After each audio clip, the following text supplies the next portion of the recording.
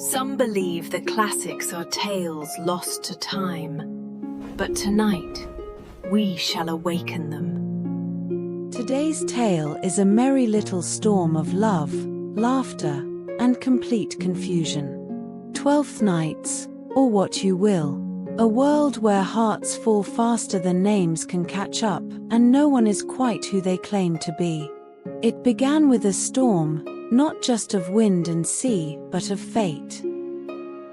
A ship splits in two, sails torn like paper, voices lost to the waves. Viola clings to driftwood, salt in her lungs, the scream of the sea in her ears. When she awakens, the ocean has taken everything: her home, her safety, her brother. She's alive, but she believes Sebastian is dead. Washed ashore in Illyria, a strange and elegant land, Viola quickly learns two things. She has no family, and it's not safe to be a woman alone. So, she becomes a man. With borrowed clothes, a flattened voice, and her wits, she invents a new name, Cesario. And as Cesario, she finds service in the court of Duke Orsino, a passionate man consumed not by war, but by love. Orsino is in love with Lady Olivia, a countess mourning her own brother. She refuses to see suitors, to hear music, to entertain romance. But Orsino is persistent, and so, he sends Cesario, who is Viola in disguise, to speak for him. Viola arrives at Olivia's estate, heart-pounding. She delivers the Duke's poetry with elegance and feeling. But Olivia hears something else. She hears Cesario. And just like that, the lady falls. Viola, stunned, tries to pull away politely. But the damage is done. And the worst part, Viola, behind the mask of Cesario, has already fallen for Orsino. But she can't tell him. He sees her only as a trusted page, a clever boy. So she suffers in silence, caught in the most painful shape of all, the triangle. Meanwhile, inside Olivia's home, chaos brews. Sir Toby Belch, Olivia's drunken uncle, parties nightly with Sir Andrew Agercheek, a bumbling fool who believes he has a chance to marry Olivia. Together with the mischievous maid Maria, they grow tired of Malvolio, Olivia's strict, self-righteous steward. So they plot. A forged letter is placed in his path, in Olivia's handwriting. It says she loves him. If only he would smile more, wear yellow stockings, and cross-garters. Malvolio falls for it completely. He struts about, grinning, dressed like a fool, believing Olivia will swoon. Instead, she thinks he's gone mad. He's locked away in the dark. Back at court, things twist further. Olivia sends Cesario a ring he never gave. She invites Cesario to return, again and again. Viola tries to dodge affection while hiding her own. And all the while, Orsino muses on the nature of love and pours his soul into the ears of someone who loves him in secret. Then, something incredible happens. Sebastian, Viola's twin, washes ashore. Alive. He's rescued by a sailor named Antonio, who becomes his friend and protector. But when Sebastian wanders into Illyria, people begin mistaking him for Cesario. Olivia finds Sebastian, thinking he's Cesario, the same sharp, soulful young man who's captured her heart. She doesn't wait for poetry this time. No metaphors. No messengers. Just, if you love me, let's not waste another hour. Sebastian is baffled, but also struck by her beauty, her honesty, her warmth. He doesn't understand how he got here, but something about this woman feels like fate. So he says yes. And just like that, a secret wedding is sealed. Meanwhile, Viola, still in disguise as Cesario, is caught in a whirlwind.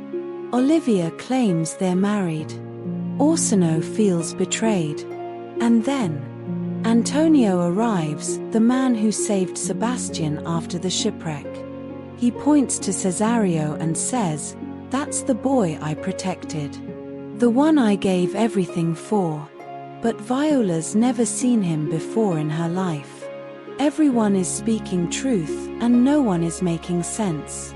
Tension cracks. And then Sebastian walks in. A hush falls. Two of them, standing side by side. Viola and Sebastian. Identical, yet now unmistakably different. The fog of confusion lifts. Sebastian sees his sister alive. Viola sees her brother breathing. The impossible becomes real. The twins embrace, tears and laughter spilling over. And everything begins to click into place.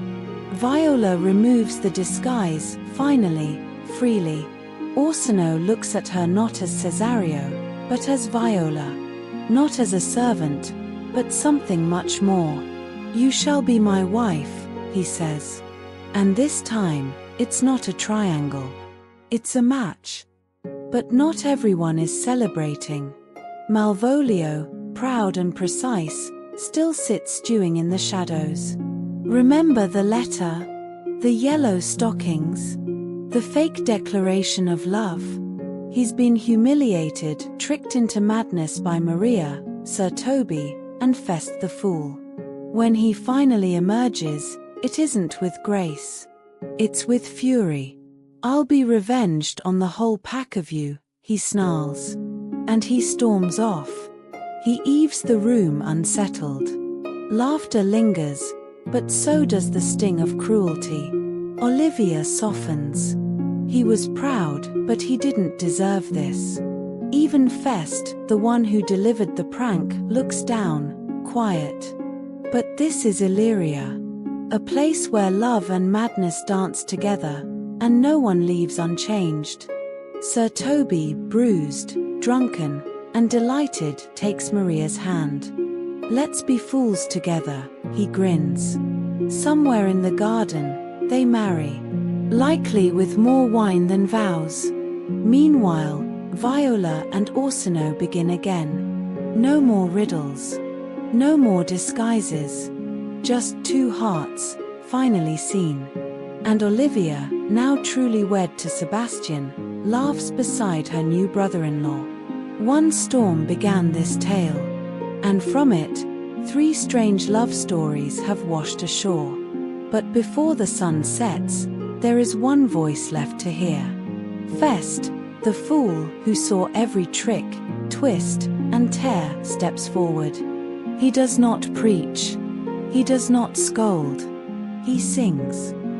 When that I was and a little tiny boy, with hey-ho, the wind and the rain, about growing older, about storms that never end, about joy that never quite stays, but also about living anyway and laughing all the more.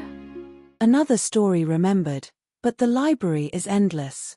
Subscribe and journey with me again where old tales come to life.